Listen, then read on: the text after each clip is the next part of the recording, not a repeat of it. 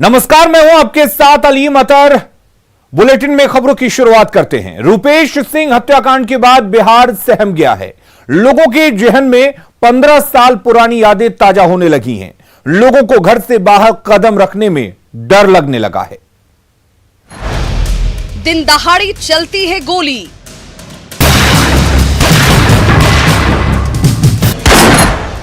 खामोश है खाकी की बोली। अपराधी हो चुके हैं बेखौफ।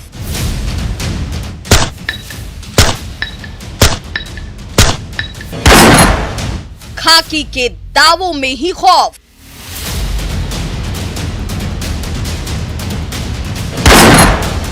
कानून व्यवस्था पर बड़ा सवाल।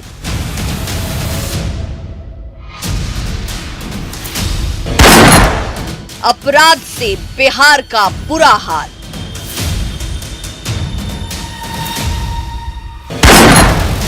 घर से निकलने पर लगता है डर। अब तो लगता है कि गोली कांड आम हो गया है। 15 साल वाला है, बस वही पीछे बैक चले गए। पौष इलाके में भी खौफनाक मंजर।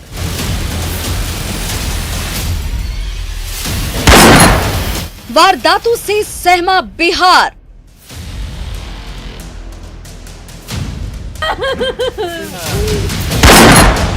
अपराधियों से खाकी की हार। बिहार में डर लगता है। और रुपेश हत्याकांड में सुराग की तलाश के लिए पुलिस सीसीटीवी खंगाल रही है। रुपेश सिंह जिस अपार्टमेंट में रहते थे उसका सीसीटीवी खराब है, लेकिन रुपेश के घर तक जो सड़क जाती है वहां लगा सीसीटीवी काम कर रहा था। पुलिस इस अपार्टमेंट में लगे सीसीटीवी को खंगालने में जुटी है। पंचवटी अपार्टमेंट में लगे सीसीटीवी का जायजा लिया आनंद अमृतराज ने। इस वक्त हम मौजूद हैं पुनाईचक के उस सड़क में जो सड़क रुपेश सिंह के घर जाता है, और इसी सड़क में आगे जहां रास्ता खत्म होता है वहां पे रुपेश सिंह का आवास था, जहां पे कल देर शाम अपराधियों ने गोली मारकर हत्या कर दी। और जिस अपार्टमेंट पे रुपेश सिंह रहते थे उस अपार्टमेंट में सीसीटीवी कैमरा जो लगा हुआ था वो भी काम नहीं करता था।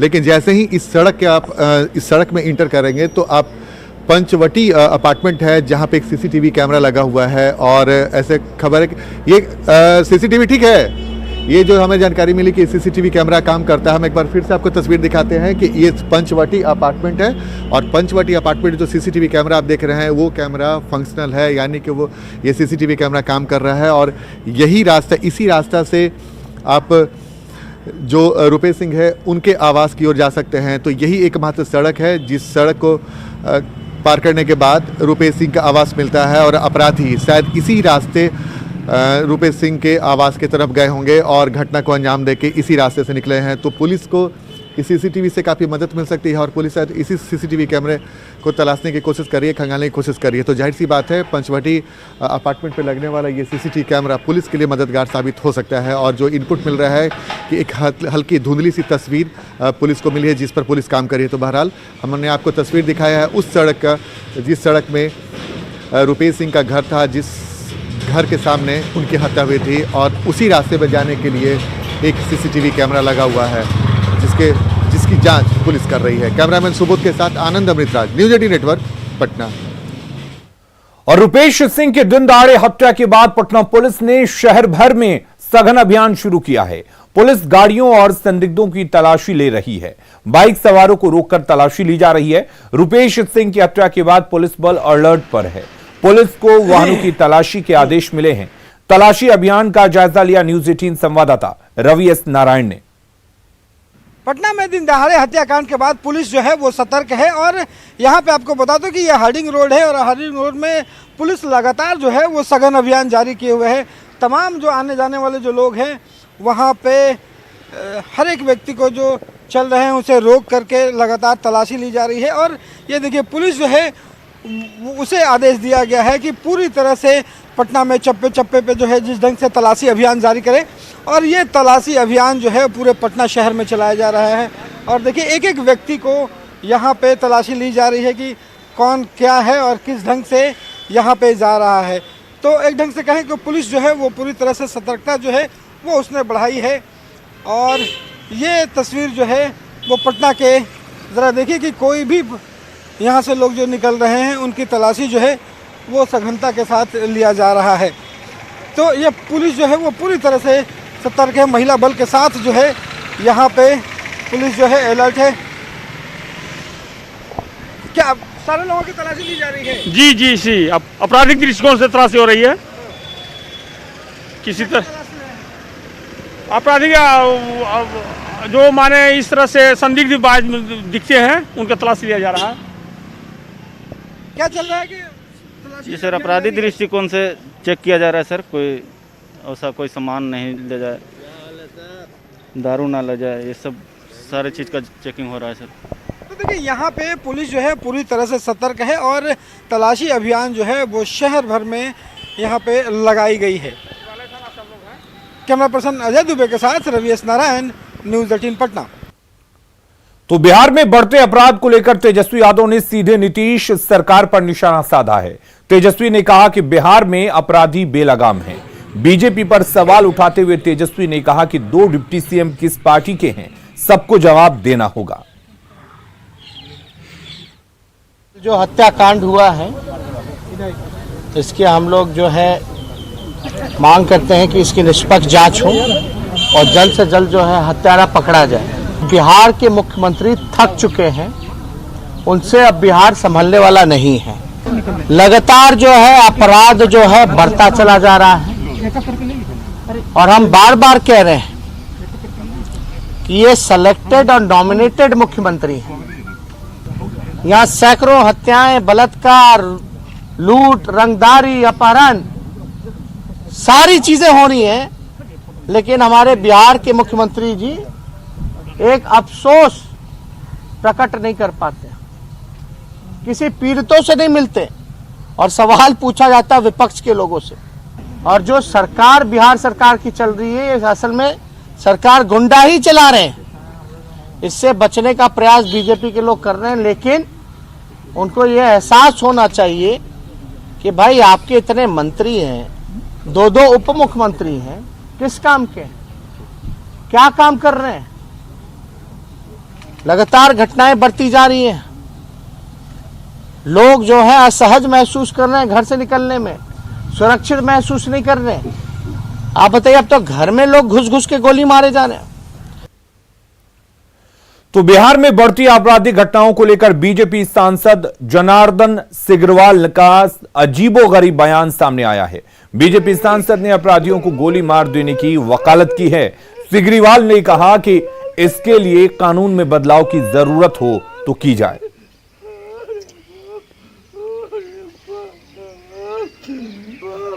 उन लोगों को कठोर से कठोर सजा मिले।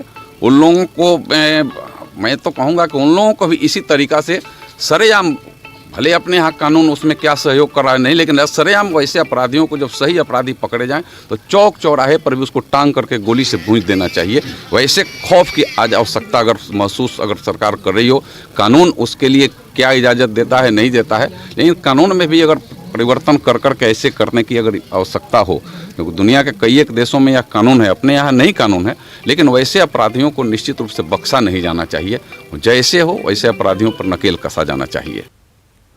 और रुपेश सिंह हत्याकांड को लेकर बिहार की सियासत भी गरमाई हुई है। आरजेडी की तरफ से जहां नीतीश कुमार के इस्तीफे की मांग की जा रही है, वहीं सत्ता पक्ष प्रशासन पर ठीकरा फोड़ रहा है। जंगल राज बहुत छोटा शब्द है, एक विशाल महा महा महा महा महा जंगल राज का जन्म है, लेकिन आपको कोई मतलब नहीं है।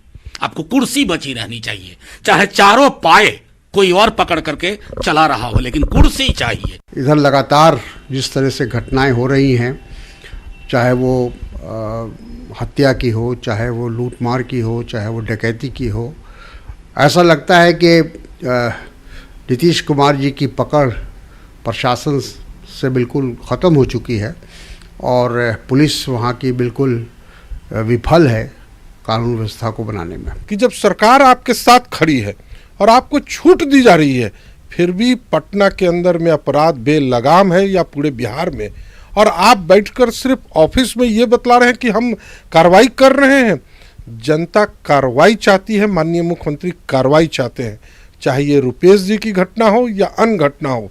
पटना के अब पुलिस पदाधिकारी जो अफसरान शास्त्री नगर भवन में बैठे हुए हैं, उनको रोड पर आना होगा, तभी जनता का विश्वास वो जीत पाएंगे। अन्यथा मुख्यमंत्री जी के लाख प्रयास करने के बावजूद ये लोग जनता के सामने फेल है। सभी लोग इस घटना से हतप्रभ हैं और हम सभी दुखी हैं और निश्चित रूप से जल्दी ही सरकार से और सरकार के लोग भी इसमें लग गए हैं कि जल्दी इस पूरे विषय का उद्भेदन हो, आखिर किन कारणों से इस प्रकार की रंजिश की हत्या की गई। और हमारा मानना है कि सभी प्रशासन के लोग भी कड़ाई से लगे हैं और जो ये घटना घटी है ये सभी के लिए भी चिंताजनक है।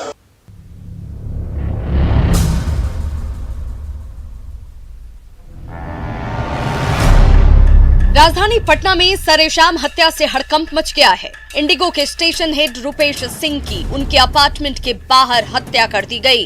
रुपेश सिंह का कातिल कौन है, ये पुलिस के लिए एक बड़ी चुनौती है। रुपेश सिंह की हत्या के बाद लोगों में दहशत है, तो मामले को लेकर सियासी बयानबाजी भी तेज हो गई है। विपक्ष जहां सरकार को घेरने की कोशिश में है, तो सत्ता पक्ष बचाव की मुद्रा में दिख रही है। हत्याएं की दौड़ चल रही है, कोई भी आम आवाम सुरक्षित नहीं है, चाहे अधिकारी हो, पदाधिकारी हो, चाहे वो नेता हो, चाहे कार्यकर्ता हो, सब लोगों का जान सांसत में है। और ये सरकार कानून व्यवस्था कंट्रोल करने में नाकाम रही है। मैं समझता हूं कि रुपेश के हत्यारों को तत्काल तो गिरफ्तार करना ही चाहिए, लेकिन राज्य में कानून व्यवस्था की स्थिति, खासकर स्टेट कैपिटल सुरक्षित रहे, लोगों की जान माल सुरक्षा रहे, इसके लिए पुलिस व्यवस्था में आमूलचूल परिवर्तन करने की आवश्यकता है। ये हमारे लिए चुनौती है और चुनौती को स्वीकार हम लोग कर रहे हैं। जो भी हत्यारा होगा निश्चित तौर पर पकड़े जाएंगे। कुछ समय आप लोग दीजिए, वो आदमी सबों के दिल में रहने वाला व्यक्ति था और निश्चित तौर पर बिहार पुलिस सक्षम है। प्रभाव से भी आकर के विरोधी और अपराधी उन पर ऐसा या हत्या का काम किए होंगे, ऐसा मुझे अनुमान लग रहा है। इसकी पुनः मैं कहता हूं कि इससे अपराधियों को तुरंत गिरफ्तार डीजीपी करावें और चुनौती के जैसा लेकर के और उन अपराधियों के ऊपर कठोर से कठोर कार्रवाई करें। पुलिस इस हाई प्रोफाइल हत्याकांड की जांच में जुट गई है, लेकिन जब तक सफलता नहीं मिलती, विपक्ष का हमला जारी रहेगा। जाहिर है सत्ताधारी नेताओं के लिए जवाब ढूंढना मुश्किल हो रहा है। पॉलिटिकल साजिश है। 1 किलोमीटर के रेडियस में पूरा से पूरा मंत्रालय, मुख्यमंत्री, डीजीपी और 15 गोली मार दिया जाता है। कहीं न कहीं इस विश्वास को जीतने के लिए पटना पुलिस के लिए ये बहुत चुनौतीपूर्ण केस है और शीघ्र इसका कुछ न कुछ इनको कंक्लूजन की ओर बढ़ना पड़ेगा, क्योंकि एसआईटी वगैरह का गठन हुआ है। रुपेश के हत्यारे कौन हैं और उनकी हत्या क्यों की गई, ये जानना पटना पुलिस के लिए एक बड़ी चुनौती है, जिसे जल्द से जल्द पूरा करना होगा, क्योंकि हत्याकांड के बाद लोग सुरक्षा को लेकर सहमे हुए हैं। जाहिर है मामला राजधानी से जुड़ा है और ऐसे में पुलिस की चुनौती और बड़ी हो गई है। Bureau report, news 18, Bihar, Jharkhand. Rupesh Singh हत्या मामले को लेकर केंद्रीय मंत्री आरके सिंह ने बड़ा बयान दिया है। आरके सिंह ने कहा कि ये घटना पटना पुलिस के निकम्मेपन को दर्शाती है।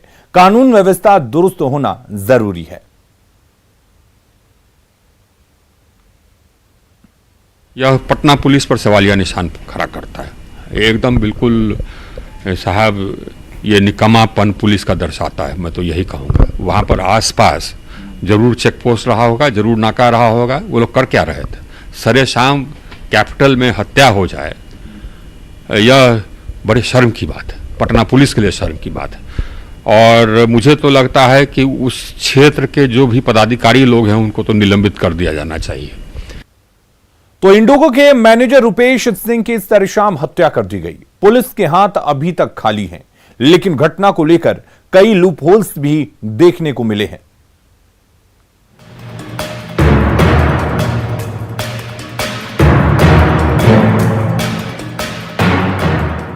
राजधानी पटना में अपराधियों ने सरेआम इंडिगो के स्टेशन हेड रुपेश सिंह की हत्या से दहशत फैला दी है। अपराधियों ने रुपेश सिंह पर पटना के पुनाईचक आवास के ठीक बाहर ताबड़तोड़ गोलियां बरसाकर उन्हें मौत के घाट उतार दिया।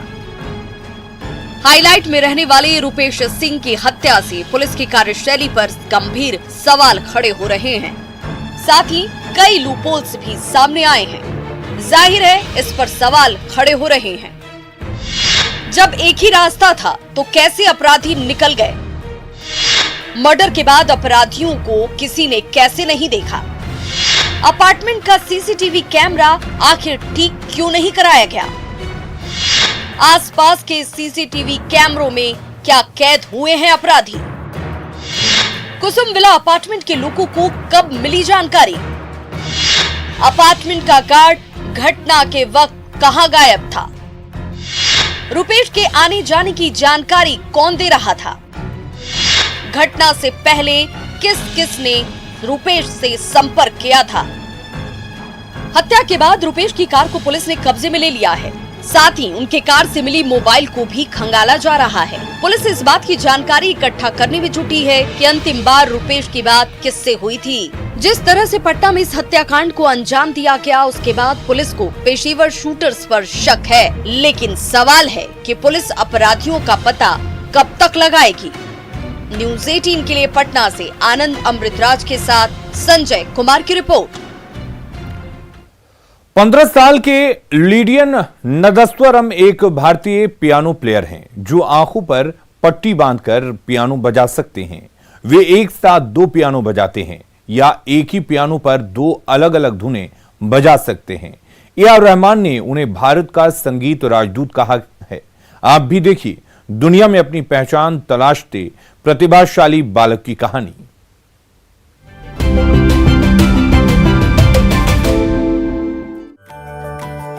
विलक्षण प्रतिभा से संपन्न लिडियन नादस्वामी दक्षिण भारतीय शहर चेन्नई से हैं।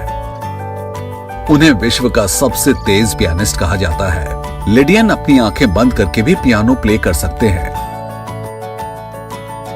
So one day when I was playing piano at home, unexpectedly my sister covered my face with a thick towel and then she told me to play a song. I thought, okay, I'll play a song, and I played.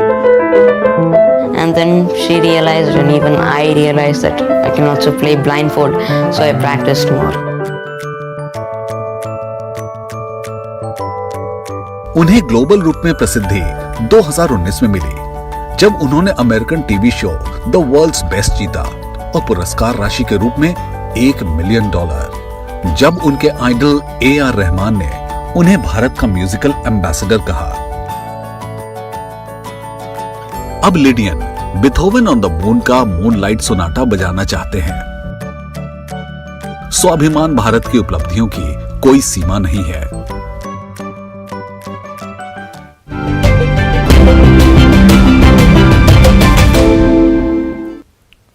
इस तरह की भारत की और अभूतपूर्व कहानियां देखने के लिए देखते रहिए आईटीसी प्रेजेंट्स स्वाभिमान भारत नेटवर्क 18 की एक पहल।